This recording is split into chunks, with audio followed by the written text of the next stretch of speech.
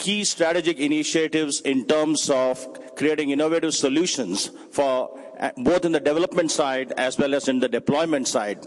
Innovation evangelist is what one would like to call him here, and I'm sure he is going to be preaching to the choir out here, trying to make sure that he bridges the context of how he has been trying to look at ushering in healthcare innovation across international markets for United Healthcare.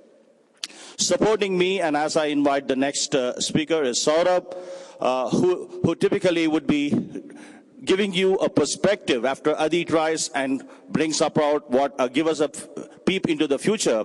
Saurabh would really come in and really talk about telling us what Hospital 2.0 is. I mean, from the industry that I come from, three-letter words and numbers are, in terms of versions, are very crucial. And here, Hospital 2.0, typically, a good peep into that is something that Saurabh would try and provide that to you.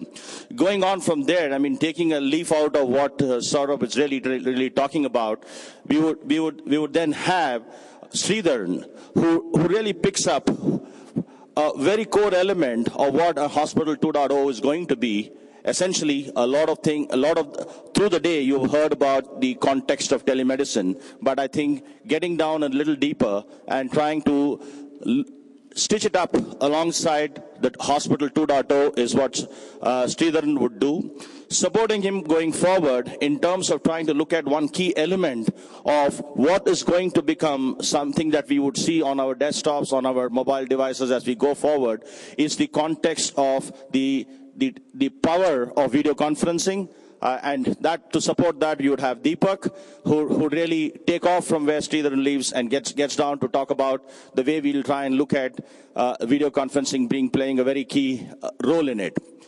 But no Hospital 2.0, no peep into the future is incomplete if you really don't get down to the bits and bytes and focus on those key components, those key devices, and those key elements of sensors or anything which really become the IC, the chips, which really become the core of most of what the technology is going to talk about. Supporting us today in this session is Bali, who really come over and try and give a perspective of what's really happening in the real world, because our whole session is about trying to look at technology in action, and I'm sure we'll see a lot of action that's really happening in that part of the world.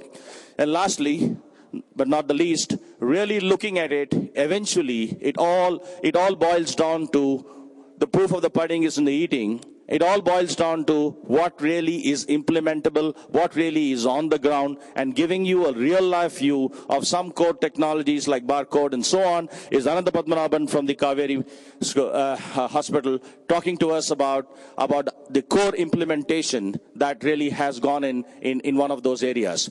Without much ado, I hand it over to Adi to take it forward, and he would introduce the speakers as they come on stage.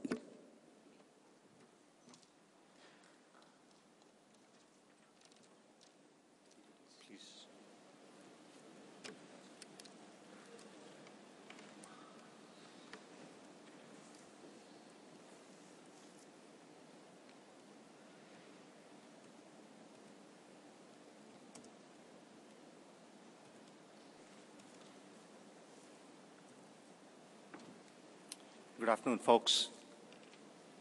Thank you, first of all, for inviting me here, the Apollo team. It's a pleasure to be with you guys always, and hopefully this will be a very interesting session for most of you. I have the pleasure for kicking this off, so let me start. Briefly, I work for one of the world's largest health insurance companies, and I have a very different perspective than most people because insurance by itself is an interesting animal. I'm just trying to get to the agenda. Okay. From an insurance standpoint, an insurance company has very different levers, very different mechanisms for making money or changing people's lives. And what I'm going to talk today is about the use of technology from a large healthcare player's perspective. Talk about the evolving care model. We'll talk about some devices. Then my favorite topic, talk about some evolutions and revolutions in medicine itself, and then talk about some of the solutions that patients actually want. United Health Group is a $110 billion company. About 70% of our revenues come from insurance. Talk to any health insurance person, and they'll tell you the way they make money is by keeping people healthy. And that's where technology plays a big role. So for us, unlike some of the other technology stakeholders, healthcare and health means little beyond seeing a doctor. Most of us relate health to, hey, we are sick, we need to go see a doctor. But really, health for us is a little bit broader defined. We look at if someone is healthy, we want to keep them healthy because that saves us money too. If they're sick, we want to get them access to care. And if they're living with a condition, we want to help them live with that condition by giving them access to resources and tools to be able to do that. As we move forward, one of the things that I'm seeing as a global trend is the evolving care model. Last year, I saw this quote from the US Surgeon General. It's got to be where we live, we work, we play, and we pray. Really, this is the way the model for healthcare is evolving. It's no longer limited to going and seeing a doctor in an office when you're sick. Technology is sitting in our pockets, and in more ways than we can even imagine, will be part of our daily lives as we move forward. Here's a simple little picture that illustrates what the future might hold. Between ECG monitors to SpO2 sensors, we might carry a various amounts of technology, either in devices or on our bodies directly, and I'll talk about a few of them, that capture information and send them to something somewhere, and technologists will define that in many interesting words like the cloud. I'll stay away from the technology jargon. But the interesting part is you have to be able to capture information and data. If you can't capture it, or you can't measure it, then you can't fix it. So if you don't know what you have, or you don't know what your numbers are, essentially there's nothing you can do about it. So in some ways, what we're going to start seeing is the use of technology and how we're going to start living with numbers. Here's a small little example of what living with numbers can do and will do in the future. Most of you might have seen or heard of Nike. Nike has a small little gadget called Nike Plus. It's in your shoes, people run with it. Well, it's an interesting tool. It syncs up with your iPod and your iPhone and loads information about how long you've run into your Facebook page. Well, that's interesting, but take that one step beyond. What Nike's been able to do across the